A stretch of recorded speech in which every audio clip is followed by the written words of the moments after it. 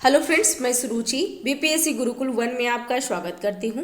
Friends, आज हम देखेंगे एडिटेरिया का करेंट कॉन्सेप्ट देखेंगे जो अंक 17 है, 17 है और आज होगा 17वीं बीपीएससी के लिए इम्पोर्टेंट है फ्रेंड्स, जिसमें 1 से 15 सितंबर का है। ठीक है, और इससे पहले जितने भी हुए हैं करेंट कॉन्सेप्ट जनवरी टू अगस्त, तो हमारा प्लेलिस्ट में आपको मिल जाएगा, तो जाकर के आप देख लेंगे।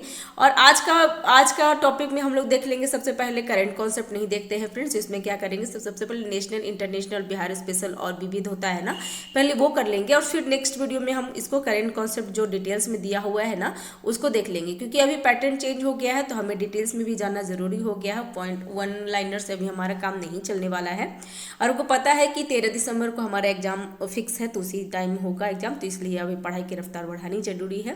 तो चलिए स्टार्ट करते हैं। राष्ट्रीय घटनाक्रम का इसका स्रोत है पीआईबी, द हिंदू, दैनिक जागरण, जनसत्ता और अन्य है। ठीक है, तो चलिए स्टार्ट करते हैं पहला पॉइंट से कि हाल ही में भारत सरकार द्वारा अंडमान तथा निकोबार द्वीप की राजधानी पोर्ट ब्लेयर का नाम बदलकर क्या रखा गया है फ्रेंड्स, तो श्री विजयपुरम रखा गया है। इंपॉर्टेंट है फ्रेंड्स, ध्यान रखिएगा फ्रेंड्स, क्योंकि ये पूरा राजधानी का नाम ही चेंज हो गया है। अंडमान निकोबार की राजधानी था पोर्ट ब्लेयर, जो श्री विजयपुरम रखा गया है, विजयपुरम रखा गया है। केंद्र सरकार द्वारा यह निर्णय गुलामी के सभी प्रतीकों से मुक्त दिलाने के साथ ही स्वतंत्रता आंदोलन में अंडमान निकोबार के योगदान से प्रेरित है। ठीक है, नेक्स्ट है वर्ष 2018 में अंडमान निकोबार के 3 द्वीप का नाम बदला गया था। कौन कौन है वो द्वीप, तो हैवलॉक द्वीप का नाम रखा गया था स्वराज द्वीप, नील द्वीप का नाम था शहीद द्वीप और रॉस द्वीप का नाम था सुभाष चंद्र बोस द्वीप। ध्यान रखिएगा, तो रॉस से सुभाष चंद्र बोस पता चल रहा है, नील द्वीप से शहीद द्वीप है और हैवलॉक द्वीप से स्वराज द्वीप है। तो ध्यान रखिएगा फ्रेंड्स, इंपॉर्टेंट है।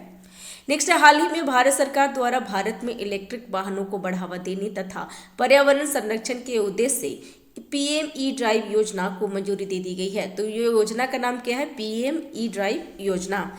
और इस योजना का कुल परिव्यय कितनी होगी, कितनी खर्च होंगे, तो 10,900 करोड़ रुपए खर्च होने वाले हैं। और 2015 में प्रारंभ फेम योजना के अगले चरण के रूप में इसकी शुरुआत की गई है। तो फेम योजना कब स्टार्ट की गई थी, 2015 में स्टार्ट की गई थी। उसी के अंदर में अगले चरण का है पीएम ई ड्राइव योजना। तो ध्यान रखेंगे फ्रेंड्स, और इसका अमाउंट कितना है, तो 10,900 करोड़ रुपये। इस योजना के तहत बैटरी से चलने वाले सभी प्रकार के ई हवाई को सब्सिडी दी जाएगी। तो ध्यान रखिएगा कौन सा है, तो बैटरी से चलने वाले को दिया जाएगा। ठीक है, ये बैटरी से चलने वाले ई वाहन है ना, उसको सब्सिडी दी जाएगी, तो ध्यान रखिएगा। नेक्स्ट, हाल ही में केंद्रीय पर्यावरण, वन और जलवायु परिवर्तन मंत्रालय और राजस्थान के मुख्यमंत्री द्वारा जयपुर में अंतर्राष्ट्रीय स्वच्छ वायु नील गगन दिवस के अवसर पर 7 सितंबर को स्वच्छ वायु सर्वेक्षण 2024 प्रदान किया गया है। तो ये कहाँ हुआ है फ्रेंड्स, तो ये हुआ है राजस्थान में हुआ है, तो ध्यान रखिएगा।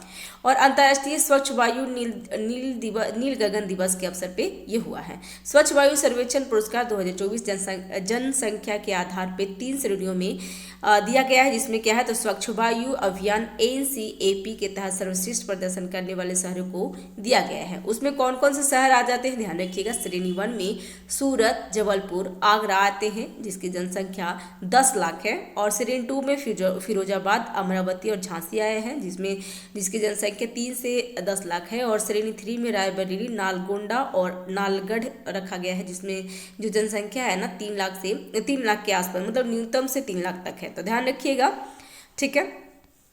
चलिए नेक्स्ट देखते हैं फ्रेंड्स। अगर चैनल पे नए हैं तो चैनल को सब्सक्राइब कर लेंगे फ्रेंड्स, और बेल आइकन जरूर दबा लेंगे फ्रेंड्स, ताकि जो भी मैं वीडियो डालूँ सबसे पहले आपको नोटिफिकेशन मिल सके। और हमारा टेलीग्राम चैनल है तो आप ज्वाइन कर सकते हैं, इसी नाम से हमारा जो लिंक है मैं डिस्क्रिप्शन बॉक्स में डाल दूंगी, या फिर बीपीएससी गुरुकुल 1 टेलीग्राम पे सर्च करेंगे तो मेरा चैनल आ जाएगा, तो आप ज्वाइन वहाँ हो सकते हैं, वहाँ मैं PDF में प्रोवाइड करवा दूंगी। नेक्स्ट 11 दिसंबर से 20 नवंबर के मध्य राजगीर बिहार में महिला एशिया चैंपियंस ट्रॉफी 2024 का आयोजन किया गया है। तो ध्यान रखिएगा फ्रेंड्स, ये हमारे लिए भी काफ़ी इंपॉर्टेंट है, क्योंकि बिहार में एग्जाम बीपीएससी का एग्जाम हो रहा है, तो और बिहार में ही एशियाई चैंपियन ट्रॉफी 2024 का आयोजन किया जाएगा। तो ये हमारे लिए काफ़ी इंपॉर्टेंट है और अच्छी बात है। ये राजगीर बिहार में हो रहा है, ध्यान रखिएगा, ये महिला एशियाई चैंपियन ट्रॉफी 2024। ठीक है, इस टूर्नामेंट का संस्करण कौन सा है, तो ये 8वां संस्करण है, ध्यान रखेंगे इसको भी। और जिसमें एशिया के सिर्फ 6 देश शामिल होंगे। तो कौन से देश कितने देश शामिल होंगे, तो 6 देश होंगे। इसका सारा सेगमेंट याद रखेंगे फ्रेंड्स कि कहाँ हो रहा है, तो बिहार के राजगीर में हो रहा है। और महिला एशियाई चैंपियन ट्रॉफी 2024 हो रहा है, इसका 8वां संस्करण है और 6 देश शामिल होंगे। हाल ही में प्रधानमंत्री श्री नरेंद्र मोदी द्वारा 76,220 करोड़ रुपए के निवेश के साथ महाराष्ट्र के पालघर में बाधावन बंदरगाह परियोजना को आधारशिला रखी गई है। तो ये आप अगर कोई टेस्ट वेस्ट दे रहे होंगे आप, तो अब आपको ये जरूर मिल रहा होगा कि बधावन बंदरगाह कहाँ है। तो बधावन बंदरगाह महाराष्ट्र के पालघर में स्थापित हो गया है। और इसके कितनी अमाउंट है उसमें लगेगी फ्रेंड्स, तो 76,220 करोड़ रुपए लगने वाले हैं बधावन बंदरगाह परियोजना में। और ये कौन किए हैं, स्टार्ट किए हैं, तो नरेंद्र मोदी जो हमारे प्रधानमंत्री हैं। नेक्स्ट है, यह देश का सबसे बड़ा कंटेनर बंदरगाह है। यही इंपॉर्टेंट है फ्रेंड्स, यही आपको बार बार एग्जाम में मिल रहा होगा, कोई टेस्ट में मिल रहा होगा कि देश का सबसे बड़ा कंटेनर बंदरगाह कौन है, तो बधावन बंदरगाह है। और कहाँ है, तो महाराष्ट्र के पालघर में हुआ है। नेक्स्ट, पालघर जिले के ददून शहर में स्थित बधावन बंदरगाह भारत के सबसे बड़े गहरे पानी के बंदरगाह में से एक होगा। इंपॉर्टेंट है, वेरी इंपॉर्टेंट है। नेक्स्ट, सितंबर 2024 में प्रधानमंत्री नरेंद्र मोदी की अध्यक्षता वाली केंद्रीय मंत्रिमंडल द्वारा आयुष्मान भारत प्रधानमंत्री जन आरोग्य योजना AVPM-जय के लाभार्थी कवरेज के विस्तार को मंजूरी दे दिया गया है, ध्यान रखिएगा। और इस नए संशोधन के अनुसार 70 वर्ष या उससे अधिक आयु के सभी वरिष्ठ नागरिकों को बिना आय सीमा के 5 लाख रुपए का निःशुल्क स्वास्थ्य बीमा कवर दी जाएगी। ये इंपॉर्टेंट है, फिर ध्यान रखिएगा कि कितनी वर्ष की आयु, तो आयु कितनी होनी चाहिए, तो 70 वर्ष या उससे अधिक जो जिसकी आयु होगा ना, उसको अमाउंट नहीं देखा जाए कि आप कितने कमाते हो, बिना आय सीमा देखे 5 लाख रुपए का निःशुल्क स्वास्थ्य बीमा कवर दी जाएगी। तो ये अच्छी बात है, अच्छा इनिशिएटिव है। नेक्स्ट है, PM-जय पूरी तरह से सरकार द्वारा वित्त पोषित विश्व का सबसे बड़ा स्वास्थ्य बीमा योजना है। तो ये इंपॉर्टेंट है। और इसकी जो लॉन्च कब हुआ था, तो 2018 में लॉन्च हुआ था, तो ध्यान रखेंगे, इंपॉर्टेंट है फ्रेंड्स। ये बार बार पूछता है कि ये जो है ना, जो PM है ना, PM प्रधानमंत्री आयुष्मान भारत प्रधानमंत्री जन आरोग्य योजना जो है PM-जय, वो 2018 में लॉन्च हुआ है। तो इम्पोर्टेंट है, ये बहुत बार पूछा हुआ है भी है। और सितंबर 2018 में भारतीय प्रधानमंत्री माफ कीजिएगा, सितंबर 2024 में भारतीय प्रधानमंत्री श्री नरेंद्र मोदी द्वारा नई दिल्ली के भारत मंडपम में जिला न्यायपालिका के 2 दिवसीय राष्ट्रीय सम्मेलन का उद्घाटन किया गया है। ध्यान रखिएगा, जिला न्यायपालिका के 2 दिवसीय राष्ट्रीय सम्मेलन का उद्घाटन कहाँ हुआ है, तो ये नई दिल्ली में हुआ है, भारत मंडपम में। और कौन किए हैं, तो प्रधानमंत्री मोदी जी किए हैं। और कब हुआ, तो सितंबर 2024 में। हाल ही में केंद्र सरकार ने सिंगापुर एयरलाइन को विस्तारा एयर इंडिया के साथ विलय करने के लिए प्रत्यक्ष निवेश की मंजूरी दे दी है। तो सिंगापुर एयरलाइंस को विस्तारा एयर इंडिया के साथ विलय करना है, तो ये ध्यान रखिएगा।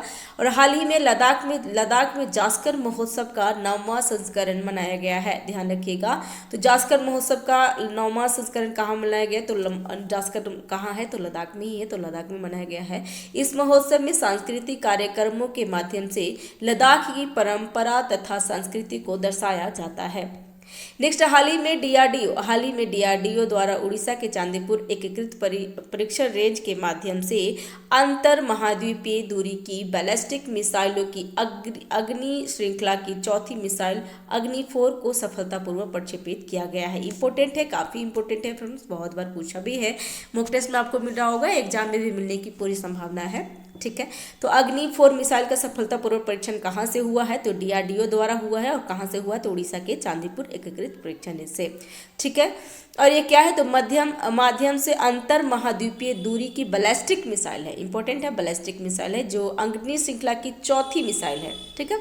अग्नि लंबी दूरी की परमाणु क्षमता से लैस सतह से सतह पे, ये इंपॉर्टेंट होता है फ्रेंड्स, कभी कभी पूछता है कि जो अग्नि है या फिर कोई है त्रिशूल एक बार पूछ लिया था 66 में, तो इसमें अग्नि पूछेगा कि अग्नि क्या है, तो अग्नि सतह से सतह पे मार करने वाले बैलिस्टिक मिसाइल है, इंपॉर्टेंट है। मारक क्षमता कितनी है, तो 4000 किलोमीटर है, लंबाई इसकी 20 मीटर है, प्रक्षेपण वजन कितनी है, तो 17000 किलोग्राम है, और पेलोड कितनी है, तो 1000 kg पेलोड है। नेक्स्ट, सितंबर 2024 में डार्विन ऑस्ट्रेलिया में आयोजित 16वें बहुपक्षीय अभ्यास कंकाडू 2024 में भाग लेने के लिए भारतीय नौसेना की P-8I विमान भारत से रवाना हो गया है। तो इम्पोर्टेंट ये होगा कि ऐसे पूछ देगा कि जो बहुपक्षीय अभ्यास काकाडू कहाँ हो रहा है, तो ये डार्विन हो रहा है ऑस्ट्रेलिया में। और भारत से कौन गया है, तो P-8I विमान भारत से रवाना हो गया है। काकाडू 2024 की थीम क्या है, तो regional cooperation through trust proven partnership, ध्यान रखेंगे। नेक्स्ट, सितंबर 2024 में नई दिल्ली भारत में इलेक्ट्रॉनिक वारफेयर EW सम्मेलन स्पेक्ट्रम 2024 का आयोजन किया गया है। तो स्पेक्ट्रम 2024 का आयोजन कहाँ हुआ है, तो नई दिल्ली में हुआ है, तो ध्यान रखिएगा फ्रेंड्स। नेक्स्ट, सम्मेलन का विषय क्या है, तो विषय आजकल थीम या विषय थीम बहुत बार पूछ रहा है, विषय पूछ रहा है कि क्या है, उसका क्या होगा। तो इसका विषय है EW रुझान, तकनीकी और रखरखाव की चुनौती। ठीक है। नेक्स्ट है, सितंबर 2024 में DRDO तथा भारतीय नौसेना द्वारा उड़ीसा के चांदीपुर एकीकृत रेंज से जमीन से हवा में प्रहार करने वाली कम दूरी की अत्याधुनिक शक्तिशाली मिसाइल BLSRSAM का सफल परीक्षण किया गया है। तो BLSRSAM का सफल परीक्षण कहाँ से किया गया, तो DRDO द्वारा हुआ है और ये उड़ीसा के चांदीपुर से किया गया है। और ये जमीन से हवा में मार करने वाली है, ये ध्यान रखिएगा फ्रेंड्स कि BLSRAM कहाँ से मार कर, तो जमीन से हवा में मार करने वाली है। स्वदेशी तकनीकी से बनी इस मिसाइल की मारक क्षमता कितनी है, तो 30 किलोमीटर तक है। सितंबर 2024 में ग्रेटर नोएडा उत्तर प्रदेश में प्रधानमंत्री श्री नरेंद्र मोदी द्वारा 3 दिवसीय सेमिकॉन इंडिया 2024 का उद्घाटन किया गया है। तो सेमिकॉन इंडिया 2024 का उद्घाटन कहाँ किया गया है फ्रेंड्स, तो ग्रेटर नोएडा उत्तर प्रदेश में। और कौन किए हैं, तो मोदी जी किए हैं, ध्यान रख सकते हैं। सेमिकॉन इंडिया 2024 की थीम क्या था, थीम तो बहुत बार पूछता ही है, तो सेमीकंडक्टर के भविष्य को आकार देना। ठीक है। नेक्स्ट है 13 से 26 सितंबर 2024 के मध्य ओमान के सलाल में रबरकूट परीक्षण क्षेत्र में भारत ओमान संयुक्त सैन्य अभ्यास अल नजाह के 5वें संस्करण का आयोजन किया गया है। तो ये पहले तो ये ध्यान रख लीजिए कि ये किसके बीच में होता है, तो भारत और ओमान के संयुक्त सैन्य अभ्यास है। क्या नाम है, तो अल नजाह। ठीक है, अल नजाह है। और कौन सा संस्करण है, तो ये 5वां संस्करण है फ्रेंड, ध्यान रखेंगे। ठीक है। भारत और ओमान के बीच में अल नजाह हो रहा है। और कहाँ पे हो रहा है, तो ये ओमान के सलालह रबरकूट परीक्षण क्षेत्र में हो रहा है। नेक्स्ट है, हाल ही में उच्चतम न्यायालय ने शंभू बॉर्डर पर प्रदर्शनकारी किसानों की शिकायतों के सौहार्दपूर्ण निवारण के लिए पंजाब तथा हरियाणा उच्च न्यायालय के पूर्व न्यायाधीश न्यायमूर्ति नवाब सिंह की अध्यक्षता में 5 सदस्यीय समिति का गठन किया गया है। और शंभू सीमा पंजाब तथा हरियाणा के विभाजित करती है, तो इसीलिए उसका किया गया है। और इसका जो अध्यक्ष कौन है, नवाब सिंह है। हाल ही में राष्ट्रीय एक स्वास्थ्य mission national one health mission के तहत महामारी की तैयारी का आकलन करने के लिए राजस्थान के अजमेर जिले में विषाणु युद्ध अभ्यास वायरस युद्ध अभ्यास का आयोजन किया गया है। तो ये क्वेश्चन पूछ सकता है फ्रेंड्स कि विषाणु युद्ध अभ्यास या वायरस युद्ध अभ्यास कहाँ पे हो रहा है, तो राजस्थान के अजमेर में हो रहा है। और क्या था, तो ये राष्ट्रीय एक स्वास्थ्य mission national one health mission के तहत महामारी की तैयारी का आकलन करने के लिए हो रहा है। तो ध्यान रखिएगा, विषाणु युद्ध अभ्यास। नेक्स्ट है, इस अभ्यास का उद्देश्य क्या है, तो उद्देश्य है इसका मानव स्वास्थ्य, पशुपालन और वन्यजीव क्षेत्रों के विशेषज्ञों से बनी राष्ट्रीय संयुक्त प्रकोप प्रतिक्रिया टीम की तत्परता तथा प्रतिक्रिया का मूल्यांकन करना है। नेक्स्ट है, हाल ही में प्रधानमंत्री नरेंद्र मोदी की अध्यक्षता वाली केंद्रीय मंत्रिमंडल के किसानों के जीवन स्तर में सुधार तथा उनकी आय बढ़ाने के लिए 14,235 करोड़ की कुल लागत वाले 7 योजनाओं को मंजूरी दे दिया गया है। तो 7 योजना कौन कौन सी है फ्रेंड्स, ये ध्यान रख सकते हैं फ्रेंड्स। कोई भी इसमें अगर 3 दे देगा, एक बोलेगा कौन सी योजना में शामिल नहीं है, तो ये बता देते हैं। डिजिटल कृषि मिशन, खाद्य और पोषण सुरक्षा के लिए फसल विज्ञान, कृषि शिक्षा प्रबंधन और सामाजिक विज्ञान को मजबूत करना, पशुधन स्वास्थ्य और उत्पादन को बनाए रखना, बागवानी का सतत विकास, कृषि विज्ञान केंद्रों को मजबूत कर बनाना और प्राकृतिक संसाधन प्रबंधन। नेक्स्ट है 1 से 7 सितंबर, कब 1 से 7 सितंबर के मध्य भारत में पोषण की स्थिति में सुधार लाने के लिए राष्ट्रीय पोषण सप्ताह मनाया जा रहा है। इंपॉर्टेंट है फ्रेंड्स, ये ना 68 में या फिर 67 बीपीएससी में पूछ लिया था कि 69 में पूछा था, मुझे कंफर्म याद नहीं है, लेकिन ये मेंस में प्री में पूछ लिया था कि राष्ट्रीय पोषण सप्ताह कब मनाया जाता है। तो राष्ट्रीय पोषण सप्ताह 1 से 7 सितंबर तक मनाया गया है, तो वो यहाँ पे ध्यान रखिएगा, ठीक है। और पोषण सप्ताह का थीम क्या है, तो थीम है सभी के लिए पौष्टिक आहार, ठीक है। नेक्स्ट है सुप्रीम कोर्ट की 75वीं वर्षगांठ के अवसर पे राष्ट्रीय द्रौपदी मुर्मू ने सुप्रीम कोर्ट के नए झंडे और प्रतीक चिन्ह का अनावरण किए हैं, ध्यान रखिएगा, ठीक है फ्रेंड्स। तो आपने देख लिया क्या कि 75 वर्ष के मतलब सुप्रीम कोर्ट के 75वें वर्षगांठ। ये पहले ध्यान रखिएगा कि सुप्रीम कोर्ट का कितना भी वर्षगांठ मनाया गया है, तो ये 75वां वर्षगांठ मनाया गया है। और इस अवसर पे नए झंडे और प्रतीक चिन्ह का अनावरण किया गया है। कौन किए हैं, तो द्रौपदी मुर्मू जो हमारी राष्ट्रपति हैं। सुप्रीम कोर्ट का नया झंडा तथा प्रतीक चिन्ह है निफ्ट, दिल्ली का डिजाइन किया हुआ है। तो कहाँ से कौन डिजाइन किया है, तो निफ्ट किया है, ध्यान रखिएगा, दिल्ली का।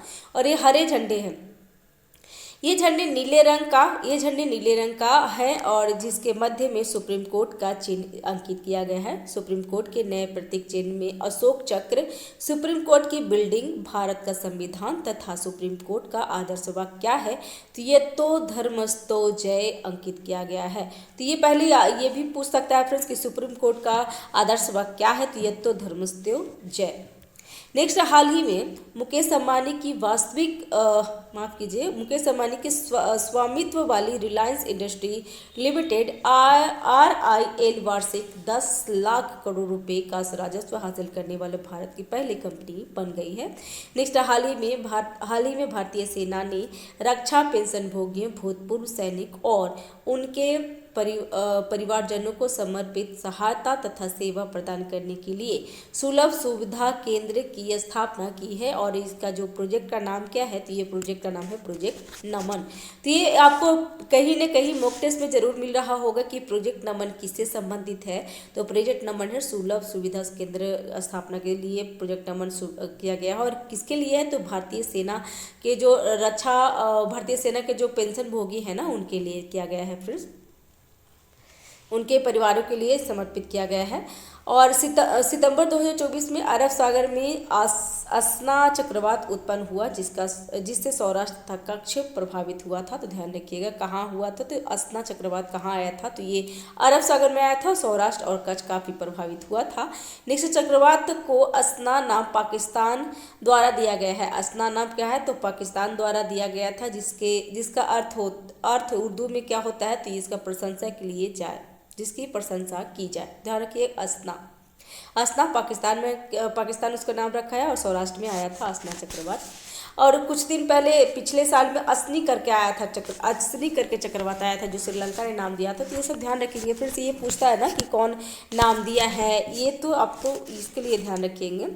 नेक्स्ट है, हाल ही में महिला तथा बाल विकास मंत्री अन्नपूर्णा देवी ने कार्यस्थल पर यौन उत्पीड़न की शिकायतों को दर्ज करने और उनकी निगरानी के लिए केंद्रीय मंच प्रदान करने के उद्देश्य से सी बॉक्स पोर्टल लॉन्च किया है। और हाल ही में युवा मामले तथा खेल मंत्रालय द्वारा सेवानिवृत्त एथलीटों को सशक्त बनाने के उद्देश्य से रीसेट मतलब RESET कार्यक्रम शुरू किया है। और RESET का है retired sport person empowerment training, ध्यान रखेंगे। और पहले ये ध्यान रखिए कि जो महिला तथा बाल विकास मंत्री कौन बनी है, क्योंकि अभी नए लोकसभा चुनाव हुआ, 18वीं लोकसभा चुनाव हुआ फिर, तो ये भी क्वेश्चन पूछ सकता है। तो ध्यान रखिएगा, अन्नपूर्णा देवी है। पहले कौन थी, आप मुझे कमेंट बॉक्स में बताएंगे।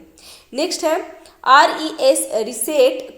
रीसेट कार्यालय का उद्देश्य सेवानिवृत्त एथलीटों को आवश्यक ज्ञान और कौशल प्रदान करके उनकी रोजगार क्षमता को बढ़ाना और विभिन्न पेशेवर क्षेत्रों को एकीकृत करना है। ठीक है। नेक्स्ट 4 से 5 सितंबर 2024 के मध्य भारत का पहला संयुक्त कमांडर सम्मेलन लखनऊ में आयोजित किया जाएगा और सम्मेलन का विषय क्या है तो सशक्त और सुरक्षित भारत, सशस्त्र बलों में परिवर्तन। नेक्स्ट है, हाल ही में प्रधानमंत्री नरेंद्र मोदी द्वारा गुजरात के सूरत में जल संचय जन भागीदारी पहल का शुभारंभ किया गया है। तो ये क्वेश्चन पूछ सकता है कि जल संचय जन भागीदारी पहल कहाँ शुरू किया गया, तो ये सूरत में किया गया और कौन किए, तो ये मोदी जी किए हैं। नेक्स्ट है, इस कार्यक्रम के तहत वर्षा जल संचय को बढ़ाने तथा दीर्घकालीन जल स्थिरता सुनिश्चित करने के उद्देश्य से वर्षा जल संचय संरचनाओं का निर्माण किया जाएगा। नेक्स्ट, हाल ही में पश्चिम बंगाल विधानसभा ने बलात्कार और यौन अपराधों के खिलाफ कानून को मजबूत करने के लिए अपराजिता महिला और बाल पश्चिम बंगाल आपराधिकता कानून संशोधन विधेयक 2024 को पारित किया है। ये काफ़ी इंपॉर्टेंट है फ्रेंड्स, ध्यान रखेंगे, ठीक है ना, क्योंकि आरजीकर जो हॉस्पिटल में जो डॉक्टर के साथ जो अत्याचार हुई थी ना, उसके बाद बहुत सारे कंट्रोवर्सी हुई थी, बहुत सारे ऐसे कुछ आ रहे थे न्यूज़। तो उसमें जो वहाँ के हैं पश्चिम बंगाल के जो मुख्यमंत्री हैं, उन्होंने ये चीज़ बिल पास किए हैं कि अपराजिता महिला और बाल पश्चिम बंगाल अपराध कानून संशोधन विधेयक 2024 पारित किया है। इंपॉर्टेंट है, ध्यान रखिएगा। यह नया कानून पश्चिम बंगाल को ऐसे गंभीर अपराधों पर केंद्रित कानून में संशोधन करने वाला पहला राज्य बन गया है। इस विधेयक में बलात्कार के दोषी व्यक्तियों के लिए मृत्युदंड का प्रावधान किया गया है। इंपॉर्टेंट है, जरूरी भी है। नेक्स्ट, हर जिले में अपराजिता टास्क फोर्स बनाए जाएंगे। और हाल ही में मुंबई महाराष्ट्र में 5वां ग्लोबल फिनटेक फेस्टिवल 2024 का आयोजन किया गया है। तो ये क्वेश्चन भी ध्यान रख सकते हैं, पॉइंट है कि 5वां ग्लोबल फिनटेक फेस्टिवल कहाँ हुआ है, तो ये मुंबई महाराष्ट्र में हुआ है, वहीं पे आयोजन किया गया है 2024 का। नेक्स्ट, सितंबर 2024 में प्रधानमंत्री नरेंद्र मोदी बुरुनेई का दौरा करने वाले भारत के पहले प्रधानमंत्री बन गए हैं। तो बहुत ऐसी जगह है जहाँ पे भारत के पहले प्रधानमंत्री मोदी जी जा रहे हैं फ्रेंड्स। इसमें एक और नाम ऐड हो गया, बुरुनेई, ठीक है। बुरुनेई के दौरे पे प्रधानमंत्री नरेंद्र मोदी की गार्ड ऑफ ऑनर दिया गया है। तो उनको क्या दिया गया, तो गार्ड ऑफ ऑनर दिया गया। बुरुनेई की राजधानी कहाँ है, तो बंदर सेरी बेगवान। ये हमारा नेशनल करंट अफेयर तो खत्म हो गया है। अभी हमारे अंतर्राष्ट्रीय बिहार स्पेशल और विविध आ जाएगा, तो वो चीज़ देख लेंगे फ्रेंड्स। तो आप मुझे बताएंगे कि बस 21 मिनट का ये 12 रहने दो, राष्ट्रीय जो है वो रहने दें और अंतर्राष्ट्रीय बिहार स्पेशल विविध अलग कर लें, वही सही रहेगा ना, क्योंकि बहुत ज़्यादा लंबा वीडियो हो जाता है तो फिर पढ़ने में भी थोड़ा सा बोरिंग हो जाता है ना। तो एक काम करते हैं, यहाँ तक राष्ट्रीय घटनाक्रम हम लोग कर लेते हैं, फिर नेक्स्ट वीडियो में अंतर्राष्ट्रीय घटनाक्रम बिहार स्पेशल और विविध कर लेंगे, ठीक है। चलिए, थैंक यू।